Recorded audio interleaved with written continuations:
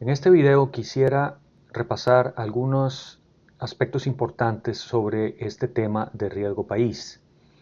Y quisiera comenzar diciendo que riesgo país es en realidad un concepto algo complicado de definir. En general todo el mundo cree entender qué es riesgo país hasta que alguien lo pone a definirlo. Y entonces se pregunta si el riesgo país debería incluir cosas como riesgo de devaluación, riesgo de inflación, problemas económicos, el nivel de reservas internacionales, qué tan creíble es la política económica del gobierno, la calidad del sistema judicial o del sistema educativo, cuál es el riesgo de que haya problemas sociales de algún tipo o guerras, pero incluso va más allá. Uno podría preguntarse si debe incluir riesgos de tipo de desastres naturales, que ciertamente son distintos en diferentes países. No es lo mismo tener un hotel en la República Dominicana en una playa que en el centro de Estados Unidos, por decir algo. Incluso tiende a ser específico para ciertas regiones de ciertos países ese tipo de riesgos. Así que el punto que quiero dejar claro es que la definición de riesgo país, es decir, aquellos elementos que debe incluir y aquellos elementos que debe excluir, no es tan sencilla. Hasta que uno se pone realmente a definirlo y a delimitar cuáles elementos deberían incluirse y cuáles elementos no deberían ser parte del riesgo país, se da cuenta que la definición no es tan sencilla. Pero aún suponiendo que lleguemos a ponernos de acuerdo en una definición, todavía existe un problema más complejo para nosotros en el área financiera, y es cómo medir ese riesgo país. Aún si nos ponemos de acuerdo en la definición, la medición es un problema, porque nosotros necesitamos medirlo de alguna forma, necesitamos incorporarlo a las tasas de descuento o a los proyectos que estamos evaluando a través de las fronteras. Y entonces necesitamos, por ejemplo, traducir qué significa riesgo país en términos de una tasa, de un premio de descuento o premio o descuento en la tasa de descuento que vamos a utilizar para valorar nuestros proyectos a través de las fronteras. ¿Cómo hacemos eso? ¿Cómo hacemos esa medición? ¿Cómo traducimos eso en una tasa, por ejemplo? Bueno, existen dos grandes formas de tratar de traducir eso, que es difícil de definir de nuevo, en tasas de descuento o en premios de tasas para efectos de valoración a través de las fronteras. El primer grupo de métodos los podemos clasificar bajo el subtítulo de métodos que son basados en la calidad de crédito de riesgo soberano. Es decir, usamos alguna métrica que intenta medir cuál es el riesgo soberano de los bonos emitidos por un cierto país y asumimos que eso es un buen proxy por riesgo país. El otro grupo de métodos, que es distinto y parte de un supuesto distinto, son las métricas de riesgo político, que algunos servicios de información y algunos servicios económicos de consultoría también producen. Quiero hablar algunos detalles de algunas de esas cosas para que tengamos una idea de qué estamos hablando. Dentro del grupo de métricas que utilizan alguna calidad o métrica del riesgo soberano de los países, el primero, y quizás es uno de los que más se utiliza, es lo que aquí he llamado yield spreads, o sea, los spreads o las brechas de rendimiento en los bonos soberanos de los países correspondientes. Entonces, por ejemplo, ¿cómo funciona esto? Bueno, nos fijamos en el rendimiento de los bonos del país que estamos interesados, digamos Argentina, nos fijamos en la tasa de rendimiento que están ofreciendo los bonos equivalentes de Estados Unidos, por ejemplo, y la diferencia de tasas, ambos expresados en dólares, refleja en principio ese riesgo país. Entonces, por ejemplo, buscamos la tasa de rendimiento de Argentina, de los bonos, qué sé yo, de 10 años. Buscamos la tasa de rendimiento de Estados Unidos, de bonos equivalentes, también de Estados Unidos, digamos, de 10 años. Y esa diferencia es lo que llamamos spread y es lo que vamos a utilizar para medir riesgo país. Entonces, qué sé yo, si los bonos argentinos están rindiendo 7% a 10 años plazo y los bonos de Estados Unidos a 10 años plazo están rindiendo 2%, por decir algo, ese riesgo país entonces, esa resta nos da 5 y ese riesgo país entonces para el caso argentino sería 5. Esta forma de utilizar los spreads de deuda soberana es una de las formas más típicas de tratar de aproximar y de medir riesgo país para efectos de valoración a través de las fronteras. Una que es similar, pero sí tiene ciertas diferencias, es utilizar los credit ratings, las calificaciones de riesgo de agencias crediticias como Moody's y Standard & Poor's. Y para eso me voy a mover al siguiente slide. ¿Cómo funciona esa otra forma alternativa de pensar en riesgo país? Bueno, lo que hacemos en esa otra forma alternativa de pensar en riesgo país es fundamentalmente graficar en un plano cartesiano dos cosas. En el eje vertical, los spreads de deuda soberana, eso es cuánto rinden los bonos de los distintos países por sobre lo que rinden los bonos equivalentes en Estados Unidos, por ejemplo, y en el eje X, en el eje horizontal, las calificaciones de riesgo correspondientes a los diferentes países. Entonces, por ejemplo, aquí tenemos un país, Hungría, que tiene una calificación de riesgo aproximadamente de BB- o algo así, y que ofrece un spread de aproximadamente 400 puntos base, que es equivalente más o menos a 4%, aproximadamente, de lo que leemos del gráfico. Y así graficamos todos los países para los cuales tengamos datos. Entonces vamos recorriendo los países del mundo, los vamos asignando, vamos buscando la calificación de riesgo que las agencias crediticias le han dado, buscamos el spread de deuda soberana que ese país en ese momento está ofreciendo por sus bonos. Si son países más riesgosos que Estados Unidos, en principio van a ofrecer un premio por sobre Estados Unidos, por ejemplo, y muchos de los países que tenemos en este gráfico son así. Y después de que hemos graficado una serie de países, no sé, 50, 100, 150 países, entonces construimos una curva de mejor ajuste, que es esa que estoy señalando en este gráfico. Esa curva de mejor ajuste es en promedio cómo debería lucir un país con una cierta calificación de riesgo dada por las agencias calificadoras de crédito. Entonces, si estamos interesados en buscar el spread de deuda soberana de un cierto país, por ejemplo Costa Rica, que por cierto me parece que no aparece en este gráfico, y digamos que Costa Rica está clasificado como BB, por decir algo, entonces vamos en el gráfico, buscamos la calificación BB, buscamos en la línea de mejor ajuste y leemos en el eje Y más o menos cuánto pueden estar rindiendo los bonos de un país que esté clasificado W, en este caso alrededor de 200 puntos base, o sea 2%. Y así buscaríamos los riesgos países de los países que pudiéramos estar interesados. Noten que aunque parte de los spreads de deuda soberana es un poquito distinto al primer método, porque lo que estamos utilizando es la línea de mejor ajuste.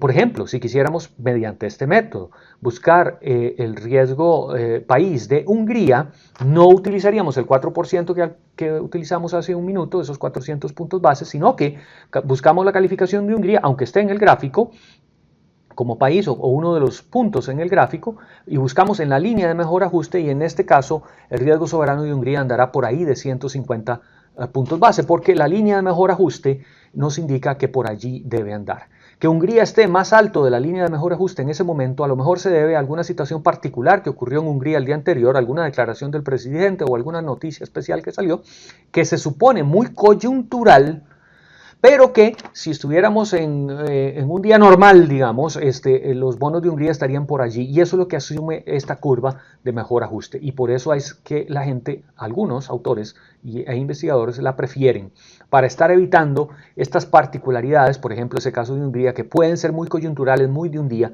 y si estamos interesados en valorar inversiones a largo plazo en ciertos países, pues quizás no deberíamos prestarle tanta atención a estas cosas que podrían ser muy circunstanciales, muy de una época o de muy corto plazo. Ese es el segundo método que utiliza los credit ratings, que basa en los spreads, en los yield spreads, pero usa una curva de mejor ajuste y no los lee directamente. Existen otros métodos, el ENVI y el CD Swaps, que no voy a tratar en detalle en esta presentación. El ENVI es el Emerging Markets Bond Index que produce JP Morgan, y lo que hace JP Morgan es un proceso parecido. A partir de los rendimientos de la deuda soberana, selecciona ciertas emisiones de ciertos de los países a los cuales les quiere aplicar esa metodología, selecciona aquellas que son más líquidas y que por lo menos tienen una emisión de 500 millones de dólares en el mercado, y con base en esos índices de bonos de distinta duración, pues crea ese bond index, y de ahí calcula esos spreads de deuda soberana, y se conoce como el Emerging Markets Bond Index de JP Morgan. Es una posibilidad para tratar de medir riesgo país, que obviamente JP Morgan defiende y argumenta que es un poquito más precisa quizás que las otras dos que ya mencioné, y podríamos usar los credit default swaps de algunos países también de deuda soberana para buscar el premio por rendimiento que esos credit default swaps están implicando. Esas son distintas métricas, todas las cuales caen bajo este criterio de utilizar las calificaciones de riesgo soberano de alguna forma para buscar métricas de ese riesgo país. El otro grupo de métodos son estos métodos de métricas de riesgo político. Por ejemplo, existen diferentes servicios económicos de información económica y de información noticiosa que producen rankings de riesgo país o que producen scores de riesgo país o que producen algún tipo de índice de riesgo país. Y entonces podemos utilizar esos rankings o esos risk scores o esos índices para, de alguna forma, transformar esos rankings, scores o índices en tasas de rendimiento o en premios por invertir en un país versus invertir en el otro, dado el riesgo que en principio existe en ciertos países por sobre otros países. El problema con estas métricas es fundamentalmente, tiene dos problemas. Primero es que hay que traducir estos scores o estos rankings o estos índices en tasas de alguna forma. Transformar rankings, por ejemplo, en tasas, pues no es exactamente fácil, porque no puede uno asumir que la distancia entre la posición 1 y la posición 2 en el ranking es igual que la distancia entre la posición 64 y la posición 65 en el ranking. Entonces, de alguna forma hay que transformar ese ranking o ese ordenamiento de países en tasas. Lo mismo es cierto para los scores o incluso para los índices. Y entonces, pues hay un supuesto importante en cómo se hizo esa transformación de scores o índices o rankings a tasas. Y el segundo gran problema que existe con este grupo de formas de tratar de medir riesgo país es que en el fondo es una metodología que podríamos en alguna dimensión llamar una caja negra. Depende del servicio de información o de la agencia que produjo ese risk score o ese ranking o ese índice. Cada cual tiene su propia metodología, utilizan diferentes factores, algunas veces encuestas a empresarios, algunas veces distintos datos económicos o de métricas de la calidad del sistema judicial, etcétera, o de desarrollo humano de ciertos países para construir sus índices, y dependiendo del peso que se le dé a cada uno de esos elementos y de cómo entren en la metodología de cada uno de esos servicios de información o noticioso o económico, pues así será el ranking o el risk score o el índice que ellos calculan. Entonces, de alguna forma, si uno utiliza esos risk measures o índices o rankings para transformarlo en tasas, pues uno está poniendo una gran fe en esa caja negra que de alguna manera es la metodología que ese servicio de información utilizó para producir ese ranking. Algunas personas y algunos autores y algunos investigadores prefieren utilizar este tipo de métricas. El argumento es que tienden a ser más estables en el tiempo, dependen de factores cuantitativos, pero también cualitativos, que a veces son difíciles de cuantificar, pero que igual pesan en el riesgo país de una cierta nación, y que por lo tanto son más creíbles quizás, o más precisos. La gente que prefiere utilizar métricas derivadas de los credit ratings, de alguna forma, yield spreads o ratings o el ENVI o CD swaps, lo que está diciendo, bueno, es que esos son precios de mercado, y si el mercado funciona razonablemente bien para esas emisiones de deuda, pues refleja la mejor creencia de muchos oferentes, de muchos demandantes, y por lo tanto es una mejor proxy de riesgo país que algo que a lo mejor involucra cosas muy cualitativas y que no estamos seguros de dónde salió. Para efectos prácticos y para efectos de modificar la tasa de descuento en los análisis que queremos hacer para valorar empresas en Argentina, Chile y Brasil, por ejemplo, o en cualquier país emergente, normalmente, o uno de los procesos que se hace más frecuentemente es ajustar esa tasa de descuento por riesgo país. Ajustar la tasa de descuento eso significa ajustar el WACC, el Weighted Average Cost of Capital.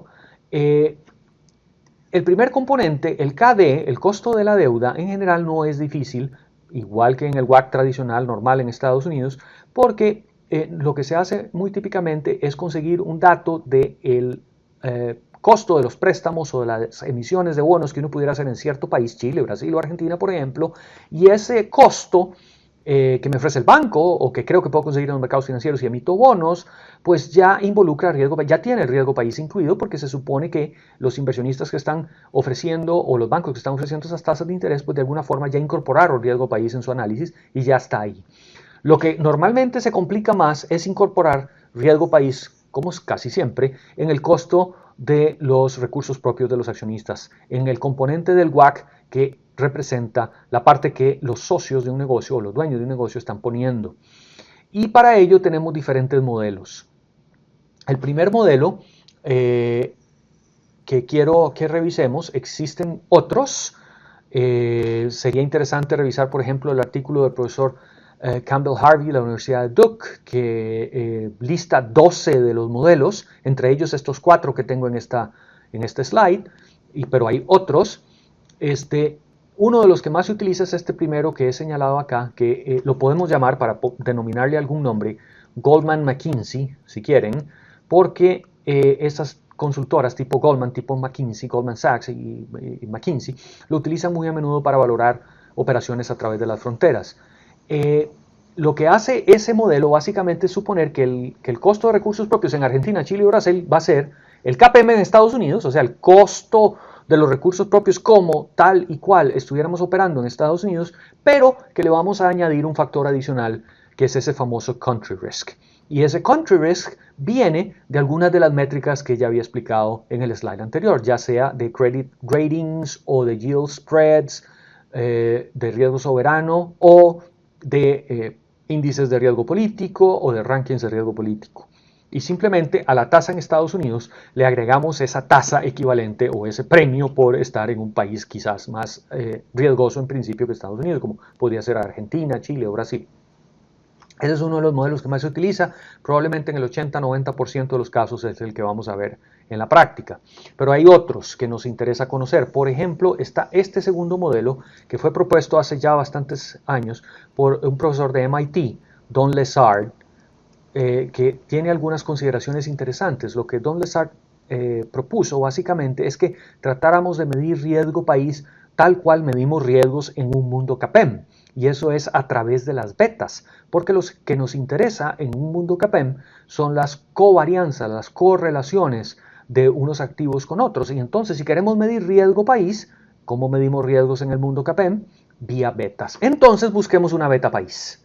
Y eso es lo que propone Lessard. Entonces, en el modelo de Lessard, básicamente lo que él propone es el rendimiento libre de Estados Unidos más ese factor de country risk, que igual que en el modelo anterior viene de alguno de los modelos que vimos en el slide anterior, ya sea de credit ratings o de yield spreads o de political risk measures, y después lo multiplica por el KPM en Estados Unidos, pero ese KPM en Estados Unidos está modificado por esa beta país. ¿Y qué es esa beta país? Bueno, pues es la covarianza entre los rendimientos que uno podría obtener en un cierto país entre la covarianza o la varianza del mercado norteamericano. Cuánto se relaciona, cuánto covarían juntos, por ejemplo, Argentina con Estados Unidos. En la medida en que covarían juntos, ese riesgo no es diversificable y entonces el inversionista debe tener un premio por ese riesgo que se está jugando y viceversa. El problema con esa beta país es que es difícil de obtener para muchos países, porque en muchos países no existe un mercado financiero desarrollado que podamos utilizar para calcular esas covarianzas. Y ese es uno de los principales debilidades del modelo Lessard. El otro problema del modelo Lessard es que si country risk está metido aquí sumando al risk free en Estados Unidos y además tenemos una beta país, existe el riesgo de estar contando alguna parte de ese riesgo país 2 veces. Y esa es una crítica que se le hizo al modelo Lessard y que él después trató de corregir multiplicando su beta país por 0.6, argumentando que alrededor del 40% de la riesgo país está duplicado si uno mete el factor de riesgo país y además la beta país. El tercer modelo que quisiéramos revisar con algún grado de detalle, porque es interesante también, es el modelo del profesor Damodaran de la Universidad de Nueva York, Aswath Damodaran, que tiene varios modelos, pero uno de ellos que es interesante, lo que él hace es incluir el country risk, la misma métrica de riesgo país de la que hemos venido hablando, que saldrá de algunos modelos que ya discutimos, pero lo mete dentro del paréntesis en el CAPM. Y eso lo que está diciendo es básicamente entonces que el riesgo país de un cierto país en realidad va a ser la beta de la industria multiplicado por ese riesgo país. ¿Eso qué quiere decir? Que en el modelo de Damodaran, aquellas industrias que tienen betas muy altas, o sea, riesgos sistemáticos muy altos, pues tendrán country risks muy altos, o sea, riesgo país muy alto, mientras que industrias que en Estados Unidos tengan betas bajas, pues tendrán correspondientemente riesgo país en Argentina, Chile, Brasil o donde sea, pues relativamente bajo. Es un supuesto interesante que Damodaran hace en su modelo, un poco difícil de justificar porque no está muy claro por qué industrias que covarían más con el resto de la economía en un país como Argentina tendrán un riesgo adicional porque su beta es alta, y mientras que industrias que cobrarían poco en Estados Unidos con el resto de la economía, que tienen betas bajas, pues tendrán entonces un riesgo país relativamente bajo en Argentina, por ejemplo. Y finalmente, el último modelo que queremos tocar y revisar es este Global CAPM, que tenemos aquí, que es la última ecuación, para estimar el costo de los recursos propios. Y el Global CAPM lo que dice básicamente es lo siguiente, y si me permiten voy a borrar todos los rojos para poder tener más espacio acá. El CAPM global, este es el CAPM global,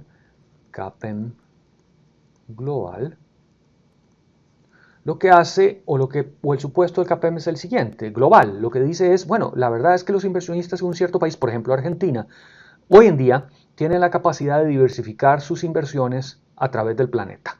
Entonces, ¿qué hace un inversionista que quiere invertir en Argentina? Por ejemplo, un argentino. Bueno, lo primero que puede hacer es, si quiere invertir en Argentina, pues es invertir en cualquier instrumento que se parezca lo más posible a un instrumento libre de riesgo en Argentina. ¿Qué sé yo? Quizá los bonos del Tesoro argentino o algo todavía más seguro si se puede encontrar en el mercado argentino. Y eso sería el risk free local. FL aquí quiere decir free local, risk free local. Pero que en adición a ello, a ese inversionista, si va a invertir en algo que tiene más riesgo que ese risk free local, hay que ofrecerle un premio. Pero ese premio va a estar en función de las posibilidades de diversificación de ese inversionista en el mundo, ya no solo en Estados Unidos, sino en el mundo. Y entonces queremos tener un